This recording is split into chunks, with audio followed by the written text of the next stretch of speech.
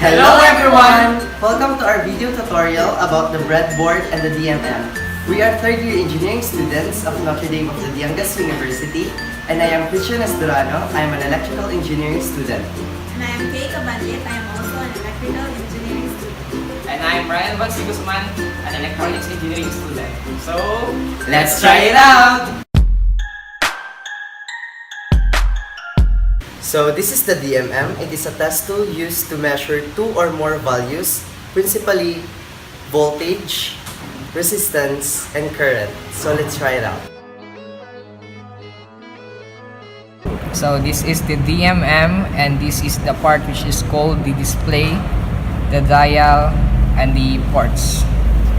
The dial is the one you set if you want to measure the voltage, the resistance, the continuity, the hertz, the amperes, and it has a special case here which is the temperature in degrees Celsius.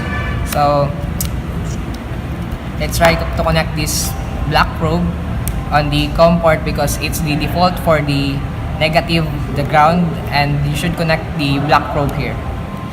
The next one would be the red probe. You can choose either the voltage port or the ampere port. If you want to measure the voltage now, you should use this one. To measure the voltage now, you should use this one. So let's try measuring a battery here that I have. Where's my battery? Here, it's a Samsung battery, 3.7 voltage Lion battery. Set the dial to the voltage, find the negative side and connect the black probe. Then connect the red probe to the positive side, and the reading is 3.74 volts. And a DMM has a special function which is the hold, and it's very useful to us. So press hold, and the reading is 3.74 volts. I think it's true because in a Samsung battery, it's on the 3.7 volts battery, as you can see.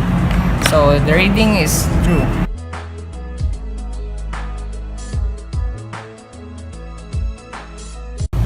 And now let's try to measure the resistance of a resistor using the DMM.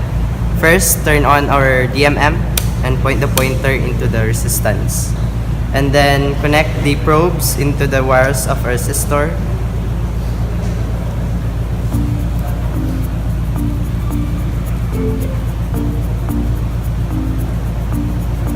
As you can see, it reads 0.582 kilo ohms. And that is how you use a DMM by measuring the resistance of a resistor.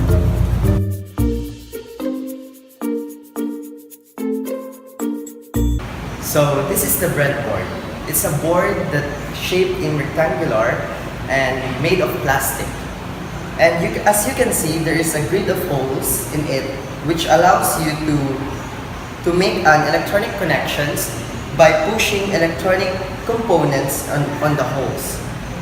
Now, you might be wondering, why is it named breadboard when it doesn't look like a bread at all? The name breadboard comes from the early days of electronic connections when people would literally use wooden boards with screws and nails driven on it just to make electronic connections. Now, on the modern days, breadboards are made of plastics and comes in different sizes, shapes, and colors. So, let's try it out.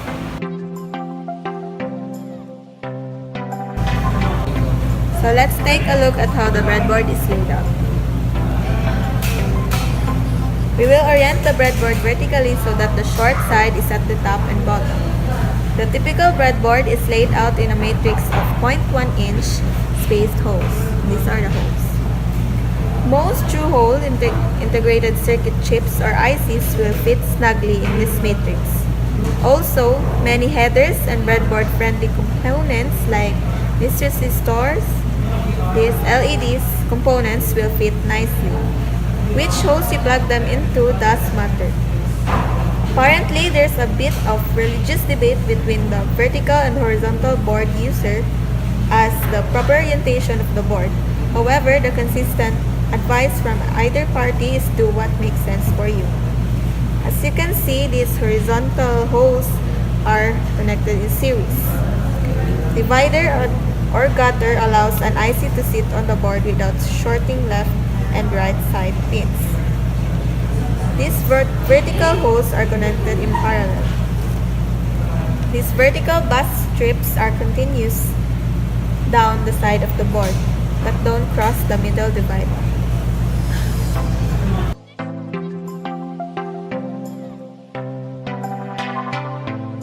And now let's try to make a simple electronic circuit using the breadboard, a battery, LED, resistor, and jumper wires. So first, insert the jumper wires here.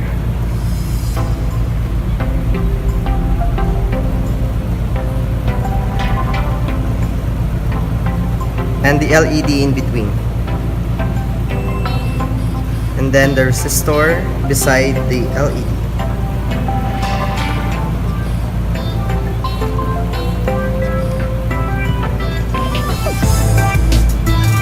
And now, connect the jumper wires into our battery.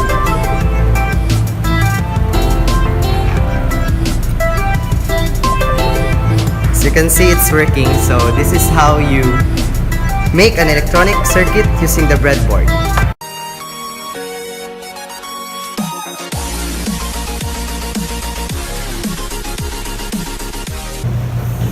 So throughout the video, we've learned that the breadboard allows you to make simple or complicated electronic circuits, while on the other hand, the DMM allows you to measure two or more different values, namely voltage, current, and resistance. One thing that amazed me is our activity earlier about the breadboard, when our electronic circuit is very simple, but we are successful on lighting the LED. So, how about you?